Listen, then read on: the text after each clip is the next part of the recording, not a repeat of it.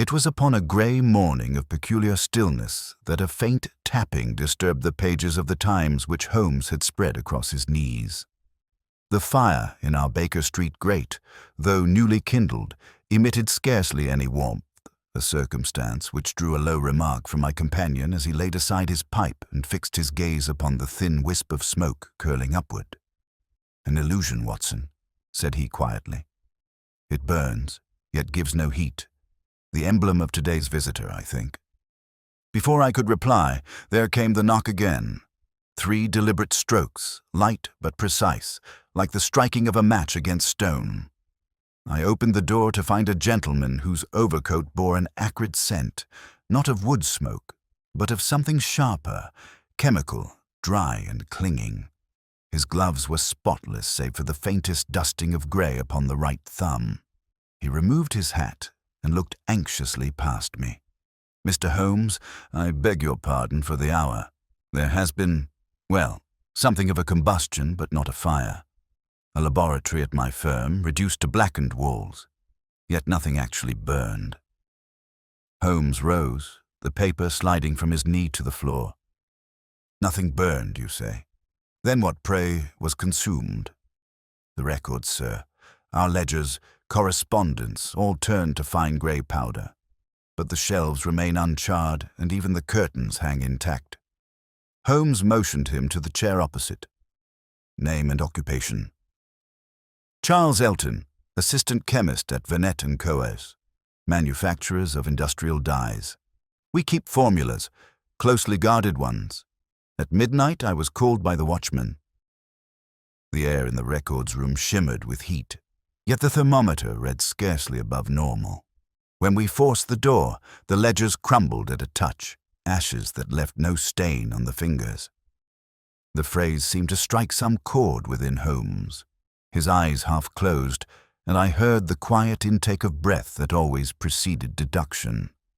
A carriage rattled outside, a brief metallic rhythm like a poker against iron, and he spoke again.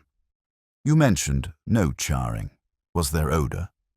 "None, sir, except a faint metallic tang." "And the watchman, did he remain at his post?" Elton hesitated. "He has not been seen since. His lantern was discovered extinguished beside the doorway."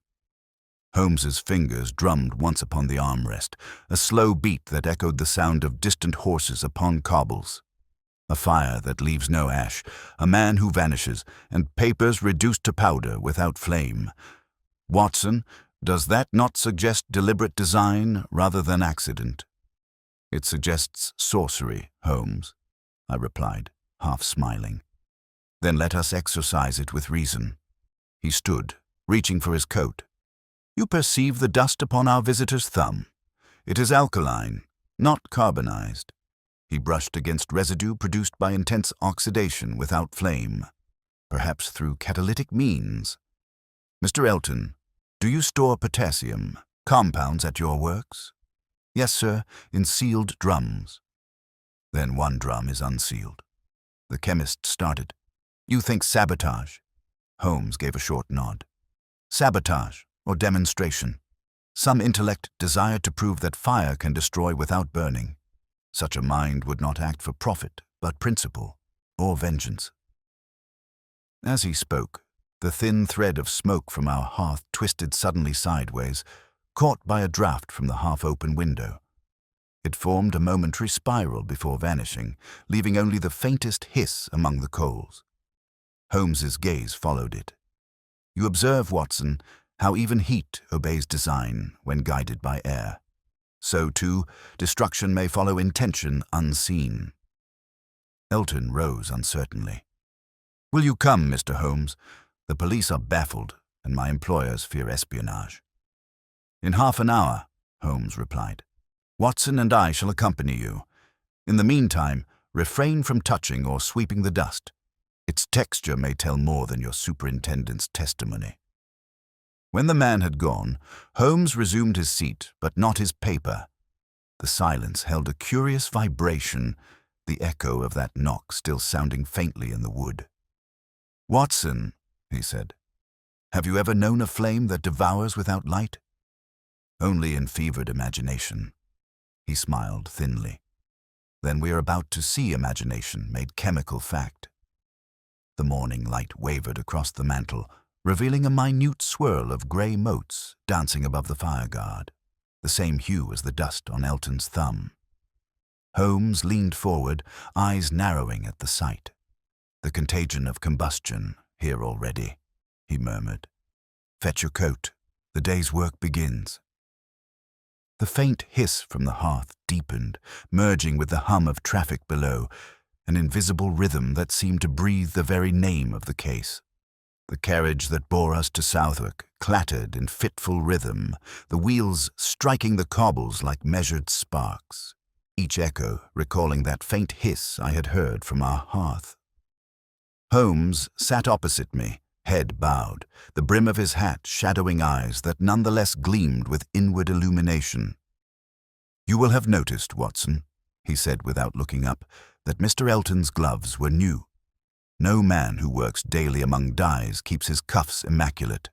He expected to visit us this morning. Expected, or was instructed to." "You mean the visit was part of the design?" "Precisely. The dust he carried was not mere evidence. It was message." He tapped lightly against the carriage door, each knock answering the wheel's percussion. "Observe the pattern, the deliberate sequence, 3 and 3, the very rhythm of his knock, a chemist's habit or a warning." The thought lingered as we turned into a narrow street of warehouses, their windows curtained in grime. The Venet building stood at the end, its brick facade unscorched, yet strangely dull, as if every pore had inhaled smoke that never quite escaped. Inside, the air bore neither warmth nor scent. A constable at the door saluted Holmes, relief softening his tired eyes. "Inspector Lestrade's within, sir. He said you'd likely appear." Holmes inclined his head. "Then I'm saved the trouble of sending for him." Lestrade greeted us with the briskness of one already defeated. "A queer one, Mr. Holmes. Not a trace of fire, yet this powder's thick as fog." He pointed to a desk upon which the grey residue lay like frost.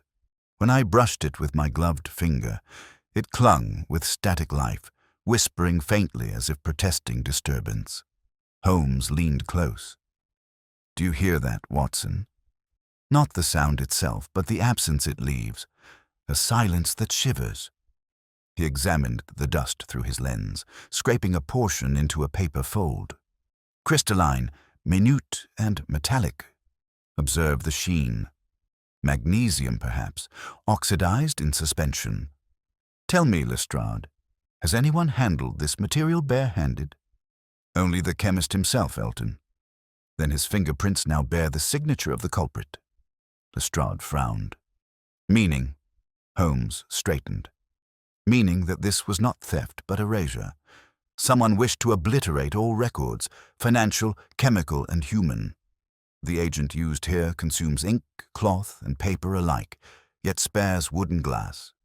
An ingenious solvent fire, one that eats color but leaves form." The inspector whistled softly. "Devil's trick, that."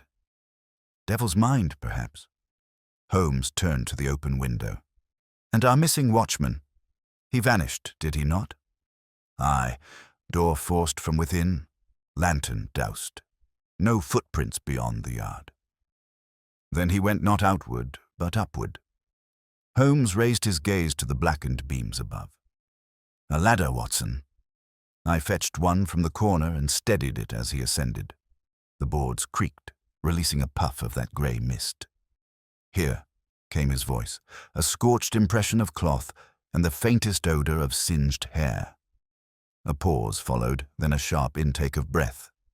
"There is your man." From the rafters hung a shape barely discernible until Holmes's hand moved the beam of his lantern. It was a coat, empty but stiffened into human posture, as if its wearer had turned to powder within it. The sleeves dangled limply, shedding a fine fall of ash. Lestrade muttered an oath. I felt my throat tighten with involuntary horror. Holmes descended slowly, brushing dust from his sleeve. No corpse, yet death unmistakable. The reaction was instantaneous, a flash decomposition. Whoever engineered it has touched forces that border upon the explosive. Tell me, Lestrade, who else knew of the compounds kept here? Only Elton and the senior chemist, a Mr. Partridge. Holmes's brows lifted. Partridge, the name of a bird that scratches among ashes.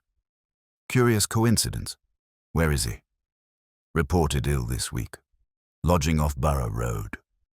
Holmes turned to me. Watson, we shall call upon him before luncheon. Lestrade, guard this room. No sweeping, no cleaning, and by heaven, keep fire from the premises. The air is already primed to ignite the truth. As we stepped outside, the winter light dazzled through suspended motes that glimmered like falling embers. The faint hum of city wheels merged with a new sound, the hiss of steam from a nearby vent, echoing the hearth at Baker Street. Holmes halted, his expression taut. Do you note the persistence of that tone? Every environment repeats it, as though the case itself hums with continuity. The man we seek listens to such vibrations. A chemist, yes, but also a musician of heat. Then we follow the music, I said quietly. He smiled briefly. Ever the poet, Watson. Let us hope the melody ends before it consumes its composer. We turned into Borough Road, where fog clung close to the paving stones. Holmes quickened his stride, the rhythm of his cane matching the steam's whisper. From a doorway ahead came the faint strike of metal against glass. 3 deliberate taps, identical to those at Baker Street. Holmes froze. You hear it? Yes. Someone signaling. He moved forward silently, pushed open the door, and the hiss ceased. Inside, the air was warm, too warm, and tinged with that same metallic tang. A single lamp burned low beside a cluttered bench of retorts and tubing. At its center lay a violin bow dusted gray. Holmes picked it up, holding it as though it might crumble. He was here moments ago. A faint creak from the rear stair drew our eyes. Holmes gestured me behind him, then mounted swiftly. The upper chamber was deserted save for an open window swinging inward, tapping rhythmically against the frame. On the table lay a note, its edges curling from invisible heat. Holmes read it aloud, voice low. To destroy color is to reveal truth.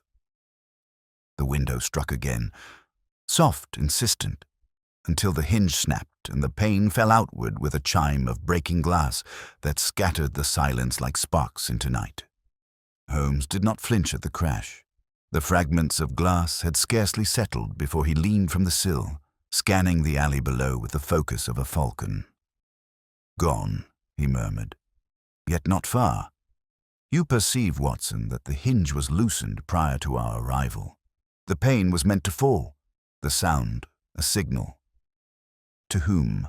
I asked. He pointed to the street corner where a lamplighter paused mid-stride, his pole angled as if frozen by indecision. There, Holmes whispered.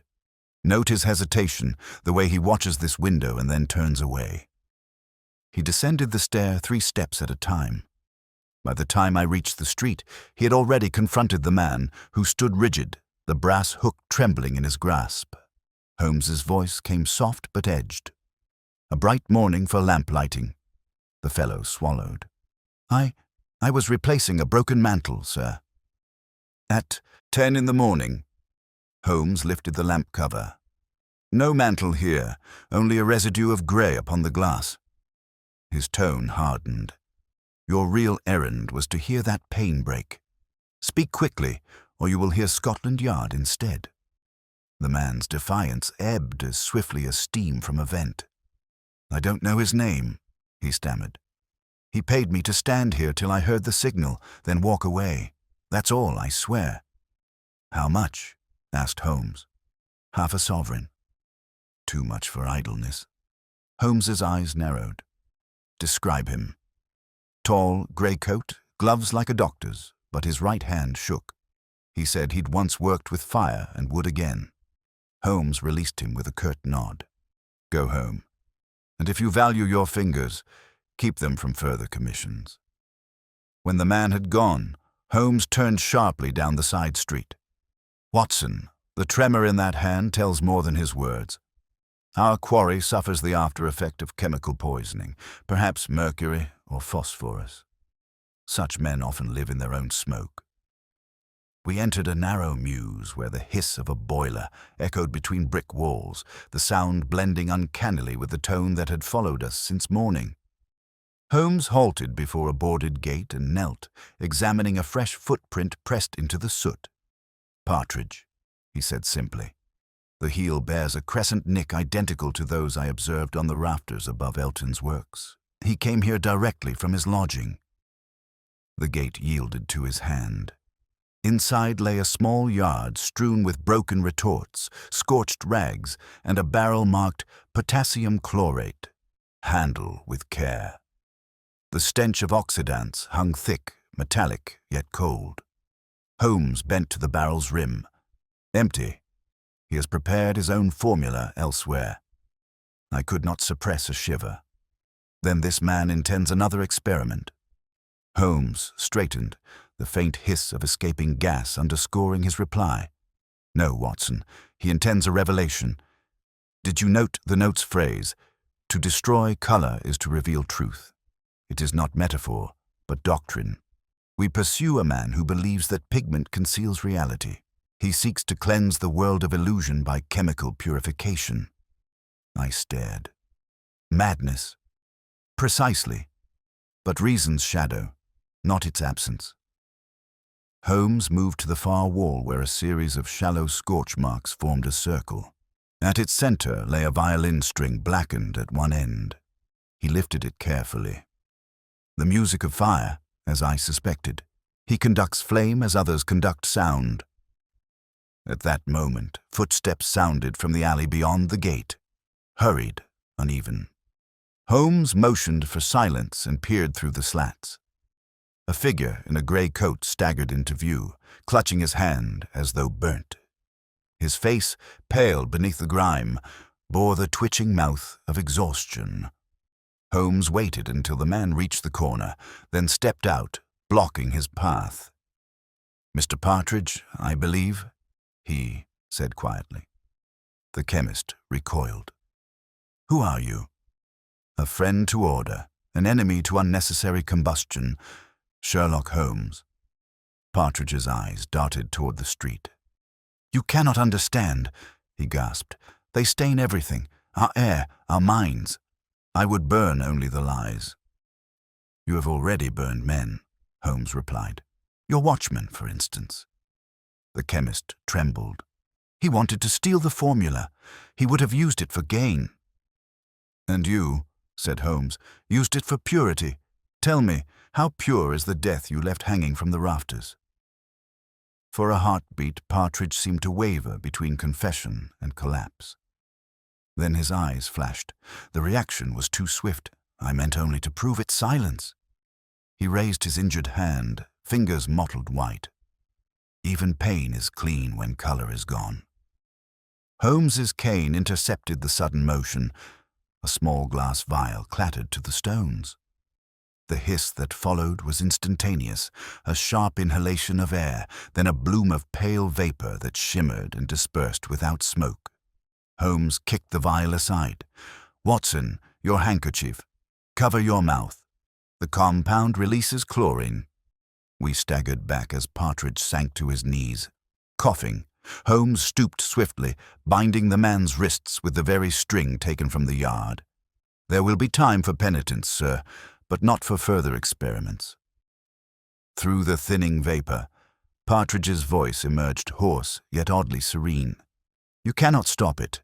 The reaction continues without me. Elton carries the catalyst." "Elton?" I exclaimed. "The assistant?" "Of course," Holmes said grimly. "The accomplice masquerading as messenger." He turned to the chemist. "Where will he strike?" Partridge's head drooped. "The river warehouse, where the dyes are stored." "Noon." His eyes closed, the last whisper escaping his lips like the dying breath of a furnace. "You will see color vanish from London." Holmes pulled me to my feet. "Then we have 1 hour." He cast a glance toward the street where the faint hiss of steam from a vent rose and fell like a countdown. "Every sound urges haste, Watson. The fire that leaves no ash is about to walk." We hurried back toward the waiting cab, the rhythmic clang of hoof against stone merging once more with that haunting undertone. I felt its pulse in my chest as though the city itself breathed danger. Holmes leaned forward, his eyes fixed on the smoky horizon. "Listen," he said. "Do you hear it? The hiss has deepened. The air anticipates ignition." The cab thundered through the narrow streets, each wheel beat striking in counterpoint to that deepening hiss which now seemed to rise from the very lungs of London. Holmes leaned forward, his eyes fixed on the river fog ahead. "There is not a moment to lose, Watson. If Elton activates that catalyst within the dye warehouse, the entire block will vanish without smoke or flame. Merely a sigh of dissolution. I grasp the carriage rail, and you believe he intends to demonstrate the formula to others?" "Or to no one," Holmes said grimly. "A fanatic needs no witness." The river stench grew stronger as we turned into Thames Street. Great brick buildings loomed like sleeping beasts beside the water, their windows shuttered, their silence immense. The cab halted. Even the horse snorted uneasily at the stillness. Then, faint beneath the slap of the tide, came that unmistakable sound, a long, whispering exhale through unseen vents. Holmes was out before I could pay the driver. "He has begun," he muttered. "Listen." We advanced along the quay, boots crunching on frost. From one warehouse door issued a pale shimmer, as if heat distorted the air, though no fire burned. Holmes placed his palm near the metal latch and withdrew it instantly. "Too hot to touch," he said, "and yet no flame, merely radiant reaction. Watson, handkerchief over your mouth again." Inside, the air vibrated faintly. Shelves of dye barrels stretched into the gloom, their labels ghosted in white powder. In the center stood Elton, coat removed, sleeves rolled, his eyes wild with feverish clarity. A network of glass tubes wound across a table, vapor coiling within them like captive lightning. "Mr. Elton," Holmes's voice cut the hum cleanly. "You have minutes before this building, and your own lungs are reduced to dust. Stop the reaction." The man looked up, smiling with eerie calm. "You are too late, Mr. Holmes.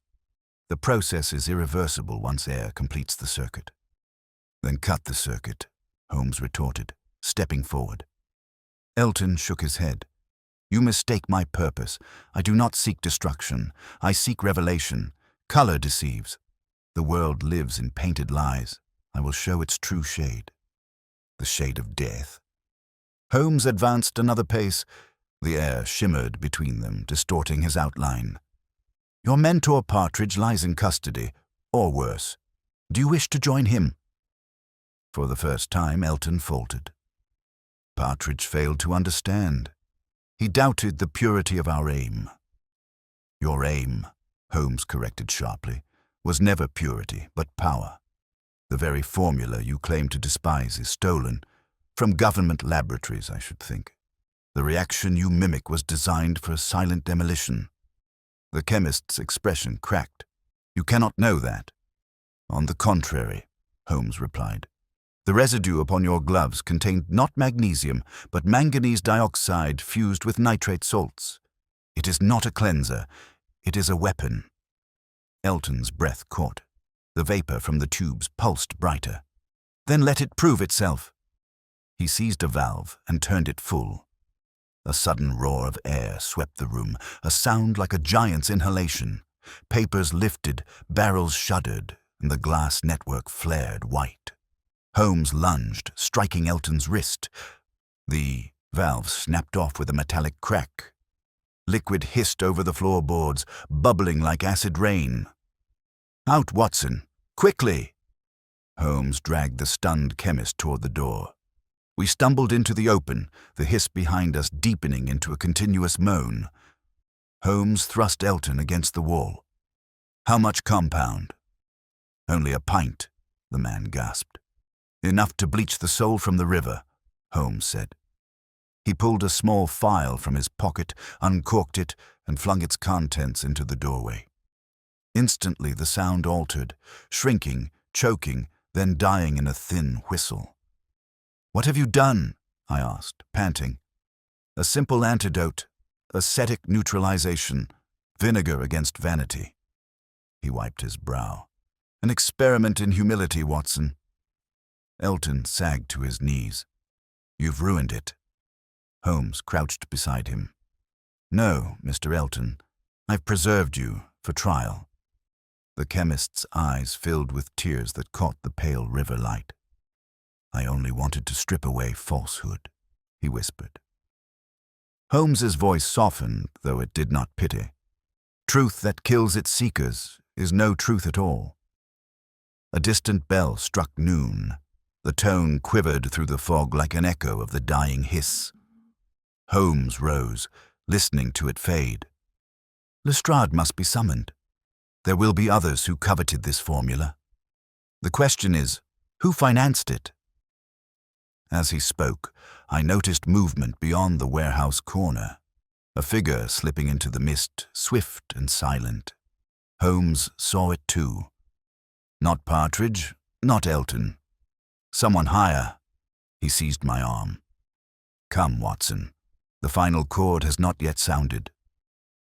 We hurried along the quay, the hush broken only by the slow drip of neutralized fluid and the murmur of the Thames. From far upriver came a faint, rhythmic tapping, 3 and 3, the same pattern that had haunted us since morning. Holmes halted, eyes narrowing.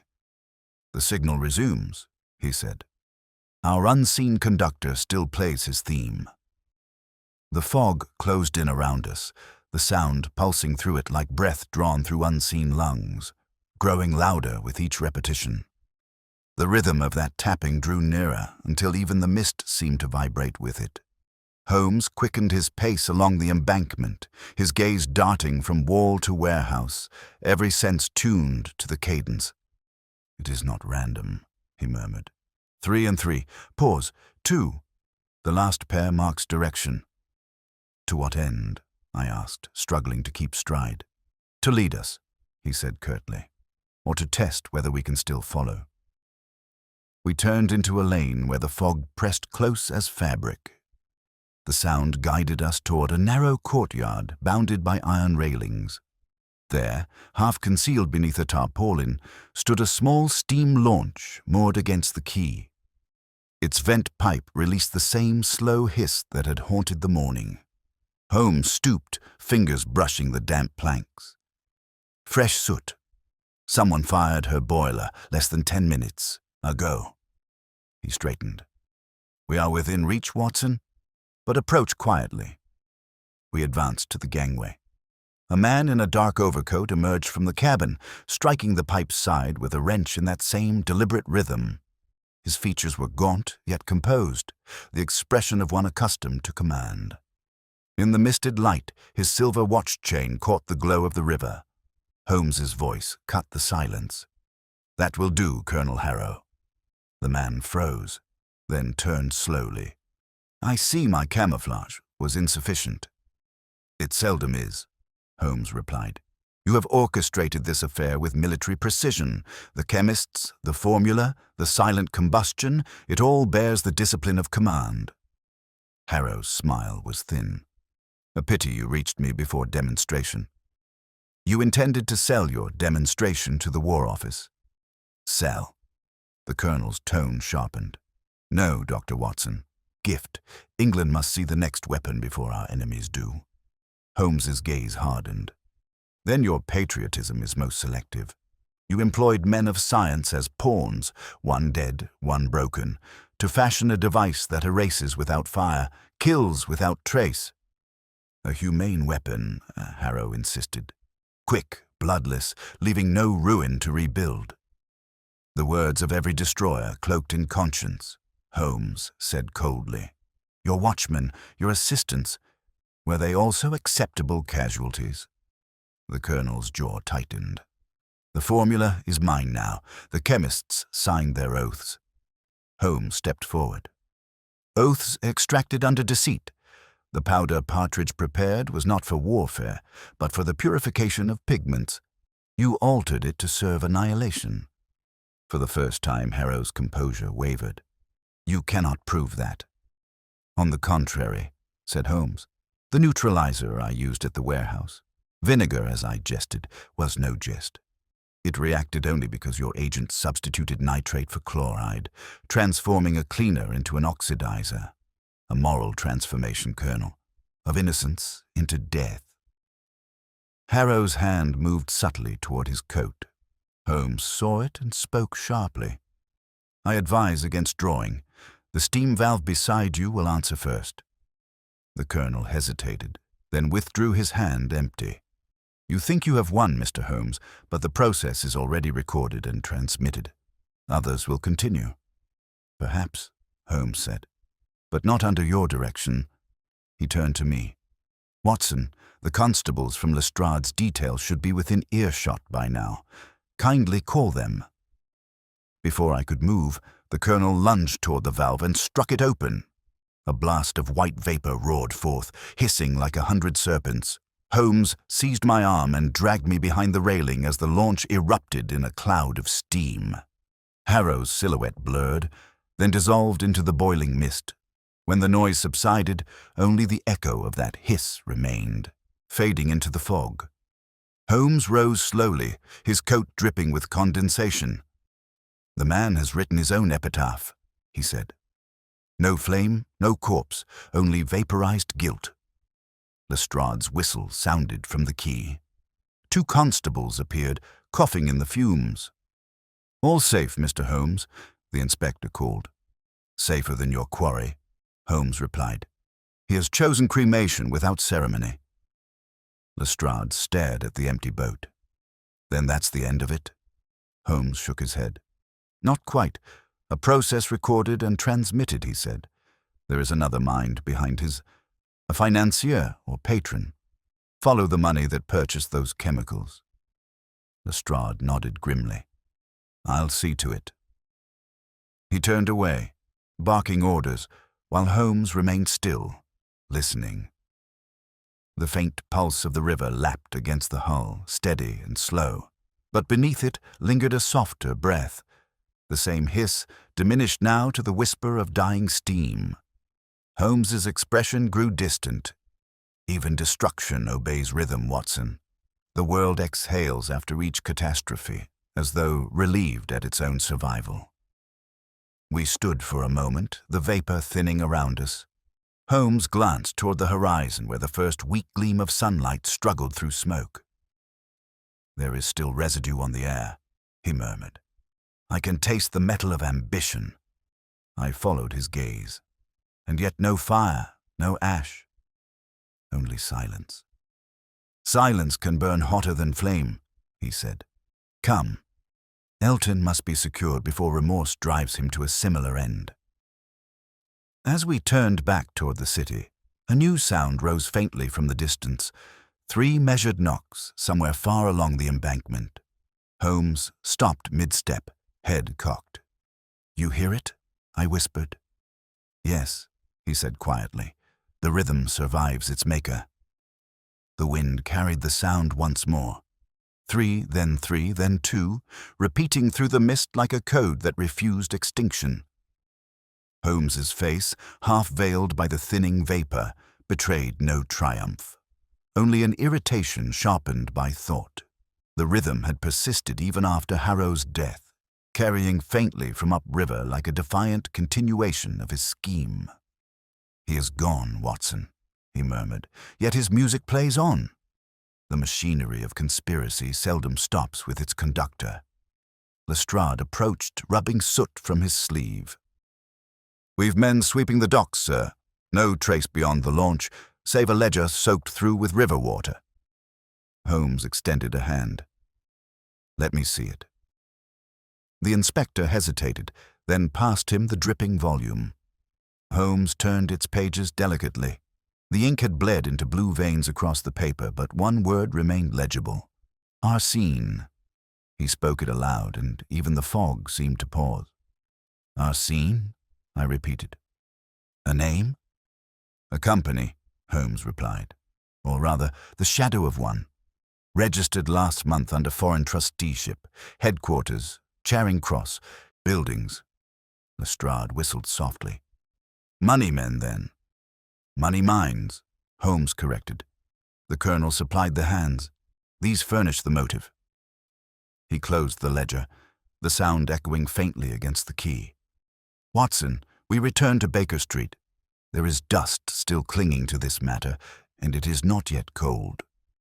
The ride back passed in silence save for the carriage wheels, their rhythm uncannily echoing that persistent code. 332, pause, 332.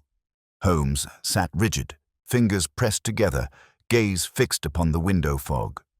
"Do you notice," he said suddenly, "how repetition outlives reason? The colonel's rhythm served both as signal and as creed. To replicate it elsewhere is not coincidence. It is instruction." "For whom?" I asked. "For whoever waits at Arsene," he replied. When we reached Baker Street, Holmes moved with swift precision. "My notebook, Watson. Page 24. He flipped it open to a sketch of the chemical apparatus seen in the warehouse. "You observe this coil," he said, tapping the drawing. "The design is not Elton's nor Partridge's. It follows the German pattern used in the Frankfurt laboratories. Therefore, Arsene, though registered in London, draws its science from abroad. You suspect espionage. I infer it." He crossed to the window where the faint hiss of traffic rose like background steam. "And now comes the test. If Arsene exists, it will not risk daylight." He pulled on his coat. "We shall pay them a call, under cover of night." Lestrade, who had lingered near the hearth, looked doubtful. "You mean to walk straight into a foreign spy den, Mr. Holmes?" "Better before they know we listen," Holmes answered. "The sound travels only one way if one arrives first." We left shortly after dusk. The city's murmur deepened into a low, ceaseless whisper, the motif reborn in every vent, every carriage brake, every whisper of gas. The Charing Cross buildings loomed ahead, respectable on the surface, but one window glowed with steady pallor, unblinking as a laboratory lamp. Holmes signaled for silence and approached the side alley. Inside the doorway, a faint clinking of glass reached us, followed by that unmistakable hiss of escaping gas. Holmes's lips tightened. "They continue Harrow's work." We crept up the narrow stair. A voice spoke within, measured, foreign. "The demonstration failed. Proceed to stage 2. Another voice replied, calm and precise. "Then London will still learn the cost of ignorance." Holmes met my glance, raised a finger, and pushed the door open. 3 men stood around a bench littered with retorts. The eldest, grey-bearded, severe, looked up sharply. "Who are you?" "Consulting detective," Holmes said, entering as though he owned the air itself. "You trade under the name Arsene. Your laboratory license expired yesterday." The man's hand hovered over a switch. "You are mistaken." "I seldom am." Holmes's tone cut through the hiss. "The colonel's formula was never yours to replicate. The residue upon your floor will tell me its lineage in half an hour." The second man, younger and thinner, smiled. "You think we fear detection?" "I think," Holmes returned, "you fear exposure to your own compound. Note how the vapor gathers near your shoes." Both men glanced down instinctively. Holmes seized the moment, wrenching the main valve shut.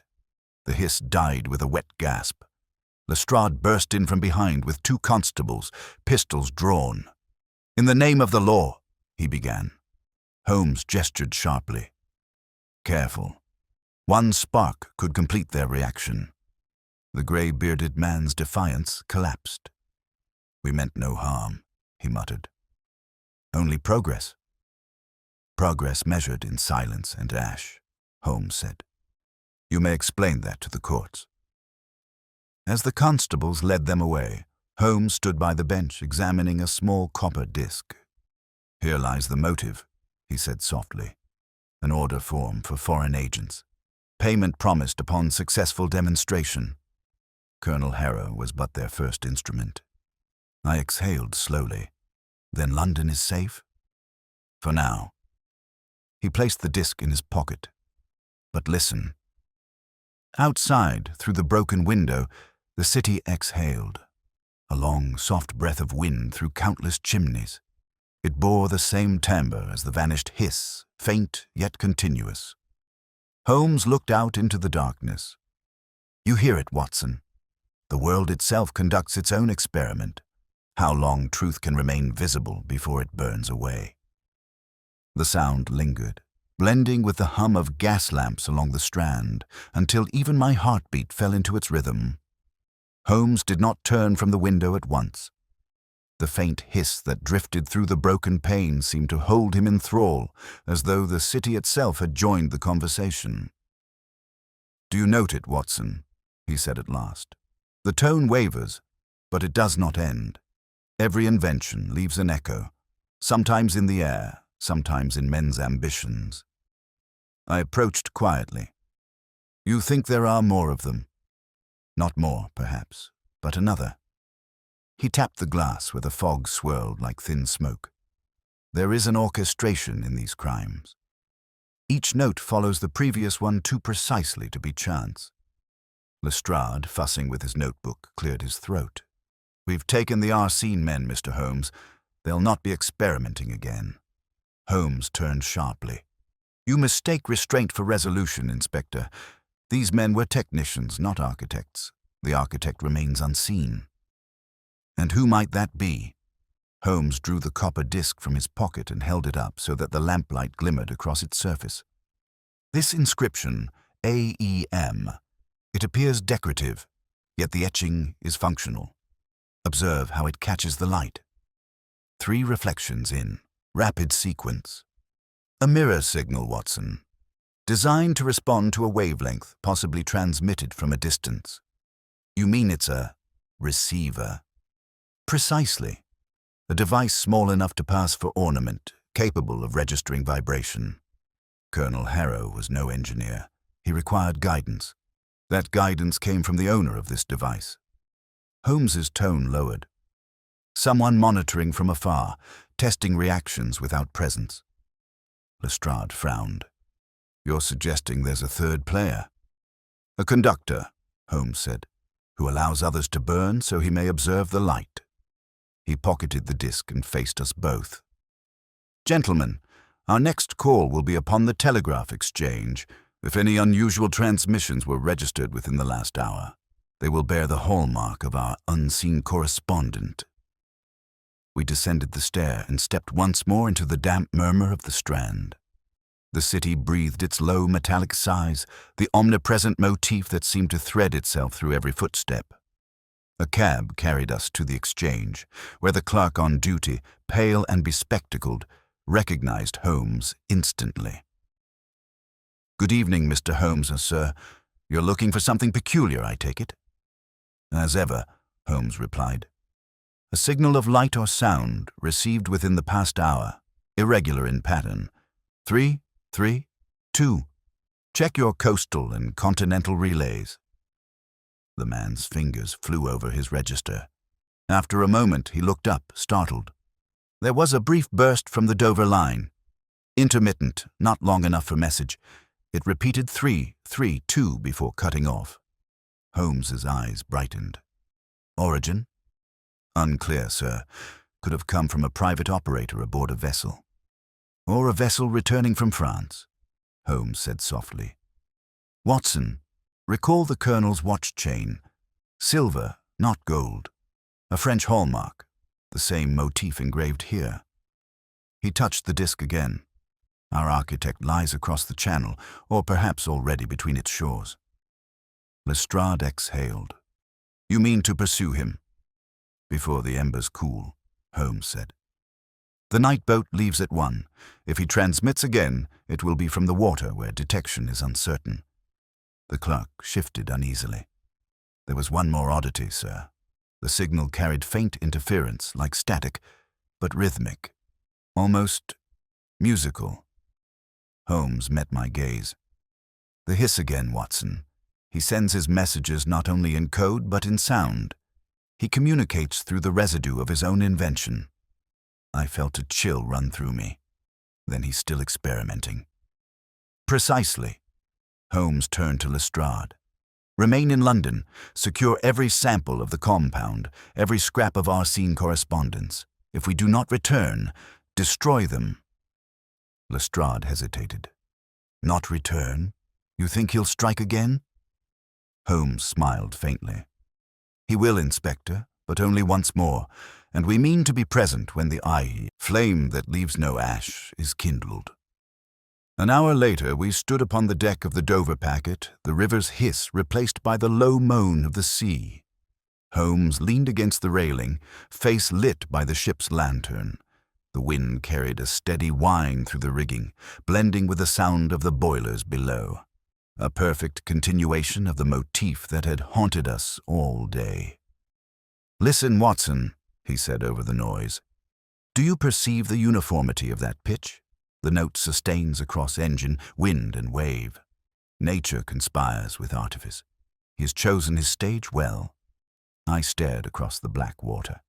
"But how can we find a man in this fog?" "By his obsession," Holmes replied. "He will not resist testing his frequency anew. He will send a pulse into this darkness, waiting for echo. When he does, our instruments shall reply." He opened his case and withdrew a small crystal receiver of his own design, connecting it to a wire run along the railing. "Adapted from an early Hertz model," he explained. "It vibrates in sympathy with transmitted sound.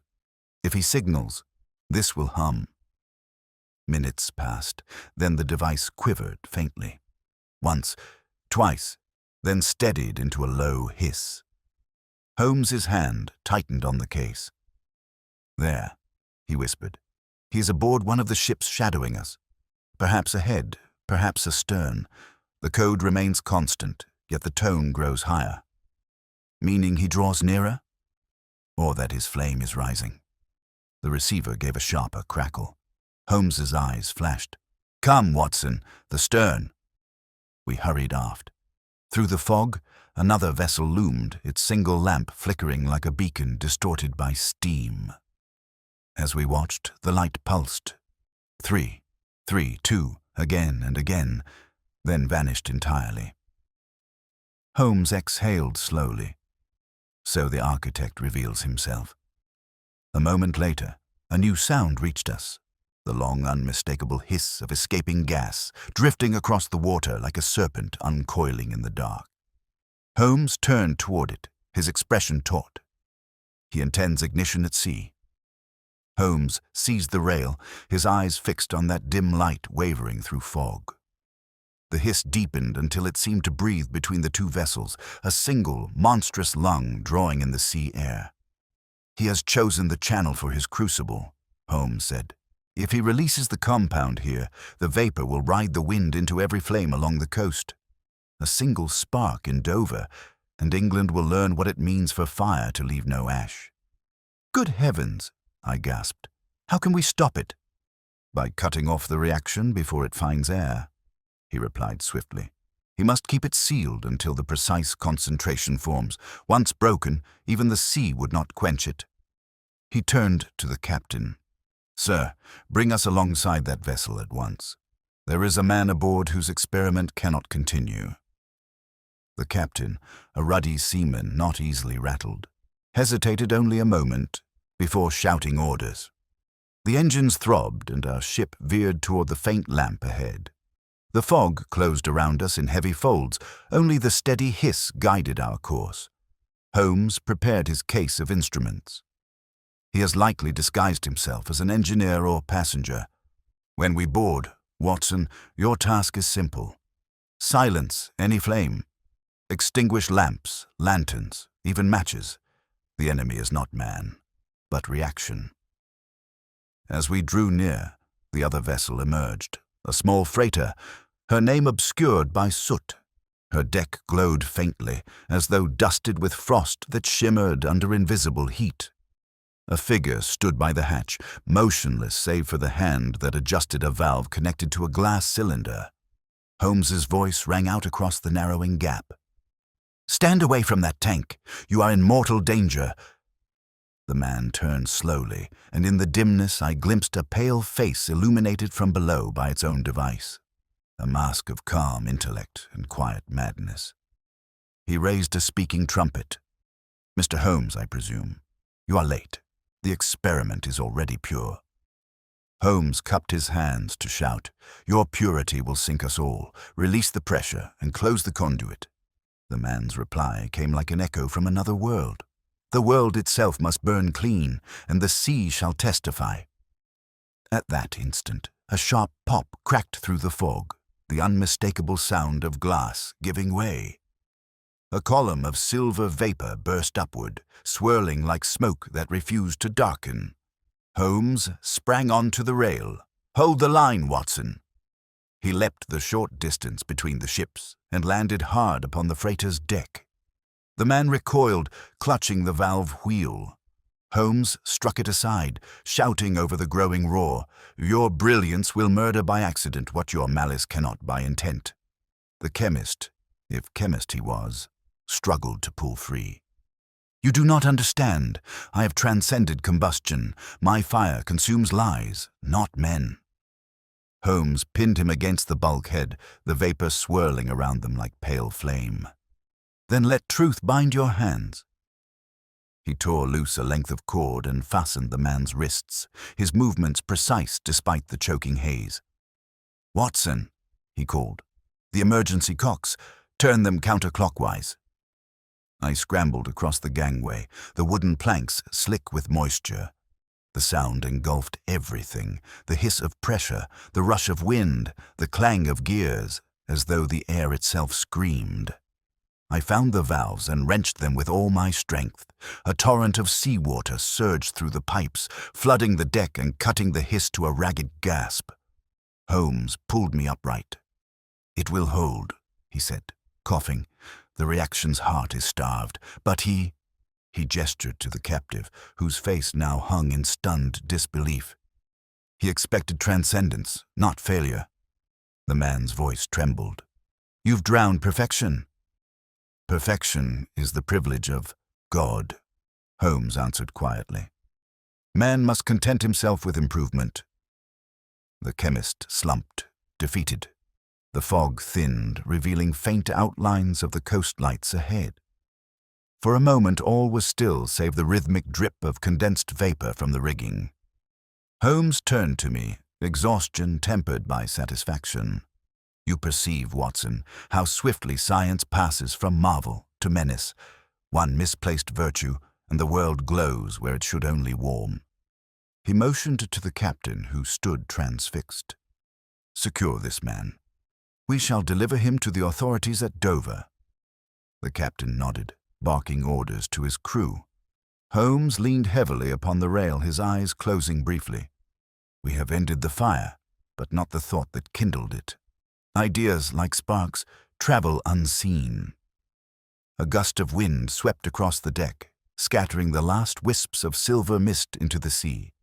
For an instant, I fancied I heard within it that same whispering rhythm, 3, 3, 2, now faint, almost mournful, as though the sound itself were dying. Holmes straightened suddenly. "No, Watson, listen carefully. That is not echo. It is repetition. Someone else answers." I strained to hear. From far across the water came a faint metallic tapping, distinct even through the wind. 3, 3, 2. Holmes's face darkened. "The architect had an apprentice," he said, "and our case is not yet extinguished." Holmes's eyes followed the rhythm across the dark expanse, his expression sharpening to that keen, dangerous calm I knew too well. "The sound comes from the northern shoals," he said. "There's another craft out there. Small, fast, and signaling to the one we've just disarmed." The captain raised his glass. "Nothing visible, sir. Only fog and tide." Holmes took the glass himself and adjusted it, angling toward the black horizon. He's using reflection. See how the signal glints between the waves? A mirror or lamp half submerged. He lowered the lens. An apprentice indeed, and clever enough to mask position in the sea's own shimmer. Watson, fetch me that receiver.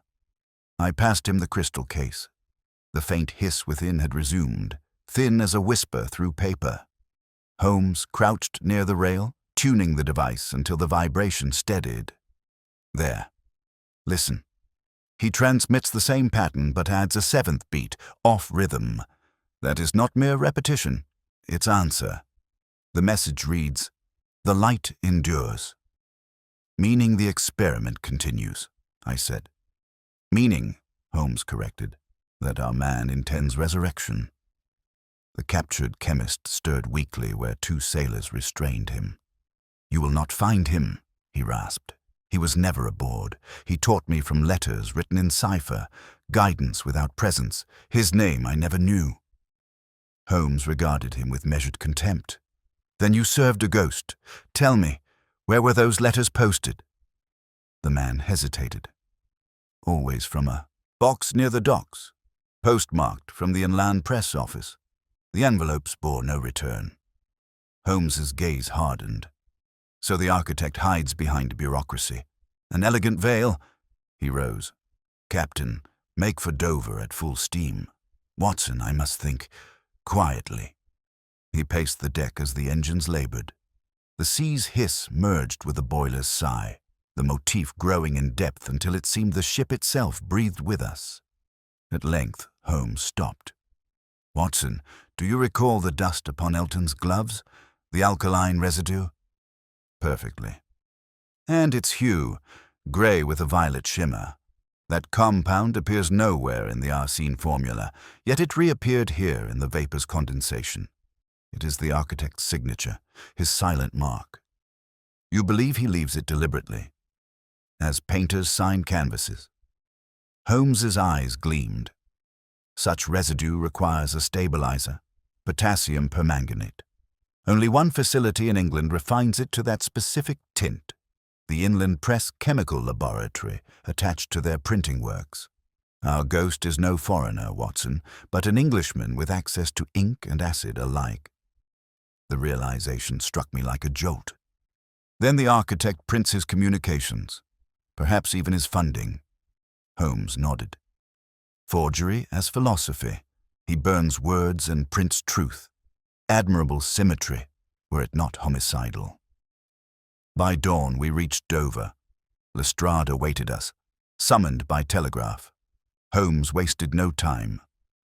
"Inspector, detach 2 men to guard our prisoner. The rest will accompany us to the Inland Press building in Fleet Street." Lestrade blinked. "This instant. You've not slept." "Sleep is combustion slowed," Holmes replied curtly. "And I have no wish to cool while the trail is warm." By noon we stood before the great iron gates of the press. The air trembled with the deep mechanical hum of the printing cylinders inside. Steady, rhythmic, indistinguishable from the hiss that had haunted us. Holmes smiled faintly. "The music continues, Watson. He hides within it." We entered.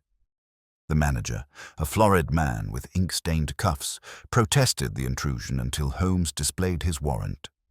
"We seek a chemist or pressman of late employment," he said, "one with a fondness for experiments outside the realm of type."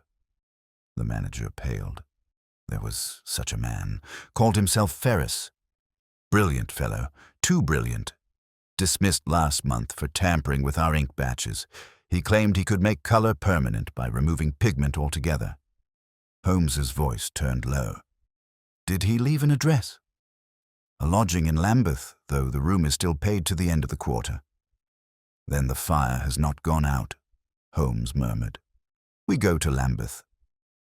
As we left the press, the great rollers groaned into motion, releasing a puff of hot air that carried the faint, dry scent of metal. Holmes paused on the steps. "Do you hear it, Watson?" The same breath as before, industry humming in unison with obsession. Our man believes he has hidden his creation within England's own heartbeat. Lestrade grunted. "He'll find we've a pulse of our own." The cab ride to Lambeth passed in tense silence. The streets shimmered with heat haze from factory vents, each emitting that low, unending hiss. Holmes tapped the window glass thoughtfully. There is poetry in recurrence. He teaches through sound, each accomplice drawn by resonance as moths to tuning forks. "And you mean to silence him?" I asked. "I mean," he said, "to make him listen." At Lambeth, the lodging-house keeper led us upstairs to a narrow room overlooking the river. The curtains were drawn, the air unnaturally warm. Holmes motioned for stillness and pushed the door open with the tip of his cane. A table stood in the center, covered with papers and a single brass cylinder connected to a wire that trailed through the window toward the water below. Beside it lay a phonograph cylinder, half filled with ash. Holmes stepped forward, eyes narrowing. "He records the hiss," he whispered. "He has tried to capture the very sound of combustion." I moved closer. "But where is he?" Holmes's gaze fell upon the open window. "Gone to complete his experiment. The wire descends to the river. It conducts the vapor into the tide." He snatched up the cylinder, feeling its heat. "Still active. Watson, he means to ignite the Thames." Before I could speak, the wire outside trembled with a rising tone, a hiss swelling into metallic shriek. Holmes flung the cylinder into a bucket of water. Steam erupted in a single violent gasp. He turned to me, his face set. "We are minutes late. The signal has already been sent." From the river came a dull reverberation. 3, 3, 2. And then a long-drawn breath that seemed to pull the very air from the room. Holmes's eyes blazed. "To the embankment, Watson. This city is about to breathe fire." We burst from the lodging-house and plunged into the street. The air itself seemed to vibrate, a long inhalation drawn by the Thames below. Holmes ran ahead, coat flaring like a dark wing, his voice cutting through the rising hum. "He means to ignite the vapor where the tide turns. Once the current carries it through the arches of Blackfriars, every gas jet along the river will answer in flame." I followed, the sound swelling around us, hiss, pulse, hiss, the city's breath tightening toward calamity. Lestrade's whistle shrilled behind, summoning constables, but Holmes scarcely slowed. "There," he cried as we reached the embankment. A pale mist drifted over the water, luminous and low, spreading from a barge moored beneath the bridge. Upon its deck stood a solitary figure adjusting a lantern. Holmes's tone snapped to command. "Keep back! No light! Douse every lamp!" The nearest constable obeyed, shattering the glass of a post lantern with his truncheon. Darkness rolled in like safety itself. Holmes vaulted the parapet, landing on the mooring rope, and began his perilous descent toward the barge. I could hear his voice even through the thunder of my own pulse. "Watson, the reaction needs oxygen. Cut the hose that feeds it." I clambered down beside him, the rope slick beneath my hands. The hiss was deafening now, a living serpent coiling beneath the boards. The figure on the deck, tall, thin, his hair wild in the mist, looked up at us with the serenity of revelation. "You cannot halt it," he said. "I have given London a new dawn." Holmes faced him squarely. "Then let us meet its sunrise together." He sprang forward, wrenching the lantern from the man's grip and flinging it into the river. A shriek of steam erupted where it struck the water. "Watson, now!" I seized the hose that snaked from the barge's side and hacked at it with my knife. The instant it split, a gout of vapor escaped with a violent sigh, whitening the air. Holmes tore open a valve and forced the remaining gas into the tide. The hiss rose to a scream, then broke, silence crashing down as sudden as thunder's death. The man dropped to his knees, hands clasped as if in prayer. "You have silenced the voice of truth," he murmured. Holmes knelt beside him, breath ragged. "Truth is not measured by volume, sir. When it shouts, it deceives." From the river came only the gentle lap of waves against wood. The constables above shouted in relief. I felt the sting of acid on my cheek where droplets had settled. Holmes pressed a damp cloth to his own face, eyes already distant with analysis. "He succeeded partially," he said softly. "Note the faint heat rising from the water, an incomplete ignition, suppressed by moisture. Had the air been drier, London would have perished," I finished. He nodded. "Precisely. The compound reacts faster than I believed. It required only intention and opportunity. Our architect's apprentice possessed both." Lestrade leaned over the parapet. "All safe down there?" Holmes looked up. "Safe enough to arrest him. See that he is taken with care. His clothes are saturated with the mixture." As the prisoner was hauled upward, Holmes remained crouched upon the deck, staring into the fading mist. The river sighed again, a long, low exhalation that seemed almost human. "Listen, Watson," he said. "Even after failure, the sound endures. Ambition leaves its echo in the air long after reason departs." We climbed back to the embankment. Dawn's first light touched the water, turning the haze to silver. Lestrade wiped his brow. "By the Lord, Holmes, if ever I hear that hissing again, I'll think the devil's boiling his kettle." Holmes allowed himself the ghost of a smile. "Then may the devil oversleep, Inspector." The constables led the captive away. Holmes watched until they vanished into the crowd, then turned toward me. "We are not finished, Watson. There remains the question of design. This man built upon another's theory, yet the blueprint, the true formula, has not been found. Somewhere the architect's hand still writes. Do you suppose he lives?" Holmes's eyes reflected the pallid river light. "If he does, he listened to this night's silence and learned from it. A mind that teaches through flame will seek subtler instruments once its fire is quenched." We walked slowly along the embankment. The air was cooling, yet beneath its calm the faintest whisper persisted, drawn through cracks in the stone. 332. Holmes halted, head inclined. "You hear it again?" I asked. He nodded. The same pulse, but altered. Softer, internalized. "It is not the city now, Watson. It is my own heartbeat." He gave a short, rueful laugh. "The case has left its motif within me." Before I could reply, a constable came running from the bridge. "Mr. Holmes, the water under the pier, it's bubbling, sir." Holmes's gaze swept the river, sharp once more. "Then the flame is not yet dead. Come, Watson, the final breath may still be drawn."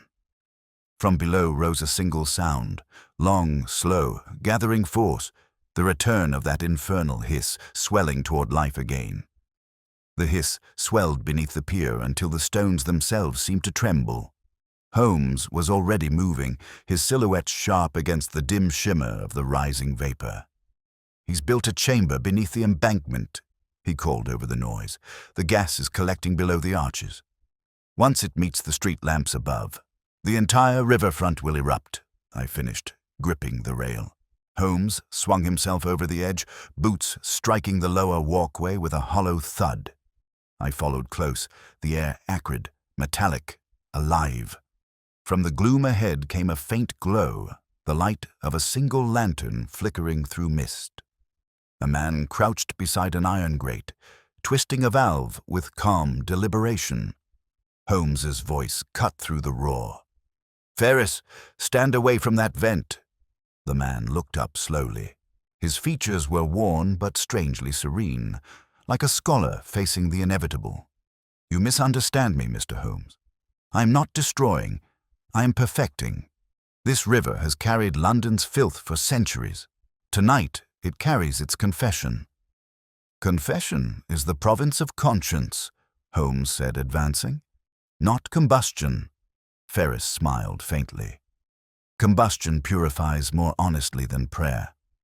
Holmes stepped closer, each movement calculated. "You have already heard your creation speak. It hisses its own warning. The reaction is unstable. It feeds upon itself.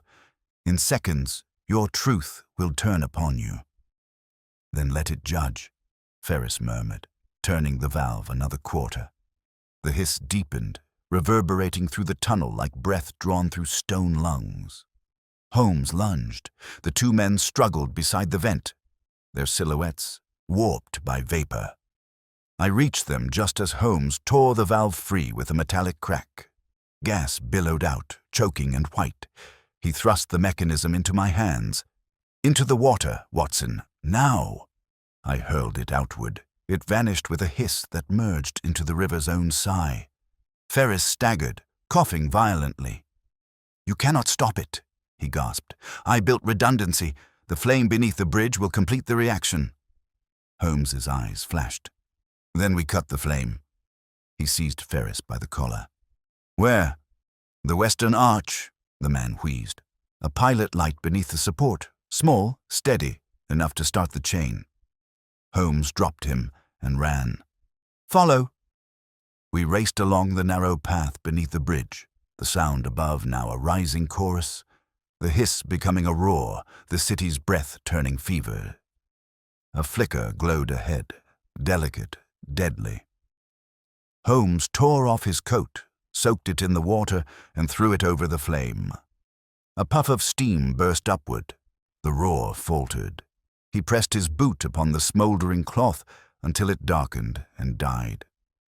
For a heartbeat, there was only silence, true, absolute silence, before the river exhaled one last soft sigh, the long breath of something defeated. Holmes leaned against the stone, eyes closed, the light of the dying vapor painting him in ghostly silver. "Watson," he said at last, his voice low. "Observe how tenacity and intellect, left without conscience, mimic creation itself. Ferris wished to cleanse the world of deceit, yet he forged deceit's purest instrument, a flame that tells no tale." I looked toward the figure of the chemist, slumped by the vent, his hands trembling as though he felt the cold for the first time. "He believed himself the servant of truth," I said quietly. "Many do," Holmes answered. "It is the commonest disguise of vanity." We emerged from beneath the bridge as constables poured down the steps, their boots echoing like the last fading rhythm of the case. Lestrade approached, breathless. "Good Lord, Holmes, what have you done now?" "Saved London from a sermon," Holmes said simply. The preacher preferred fire to faith. Ferris was carried past us, pale and silent. Holmes watched him with a detached melancholy. "He will live," he murmured, "but perhaps the silence that follows will teach him what sound could not." The river below glimmered faintly where the last of the vapor drifted away, vanishing into dawn's first light. Holmes drew a long breath, listening. "Do you hear it, Watson? The motif resolves itself. No hiss now, only the true rhythm of water against stone." I nodded, and for a moment neither of us spoke. Then he turned, adjusting his hat, his face once more composed. "We have walked through fire, my dear fellow, and found only reflection. London will wake to another day, ignorant of how close it came to dissolution. Such is mercy, and such is anonymity." His words lingered in the chill air, quiet as the river's pulse. And as we made our way back toward Baker Street, I felt the calm return, the hush that follows peril, where thought moves freely once more. Yet beneath that peace I still heard, faintly, the echo of the case's strange music. 3, 3, 2. It was not menace now, but memory, a rhythm reminding me how close human brilliance lies to human ruin. I looked upon Holmes, his stride steady, his profile etched against the paling sky, and thought how his mind, too, burned perilously near the edge of brilliance's flame. In that fragile stillness, London breathed again. The lamps along the embankment hissed faintly as they cooled, and the sound, gentle, persistent, seemed to carry its own lesson, that even fire, if mastered, must learn to whisper.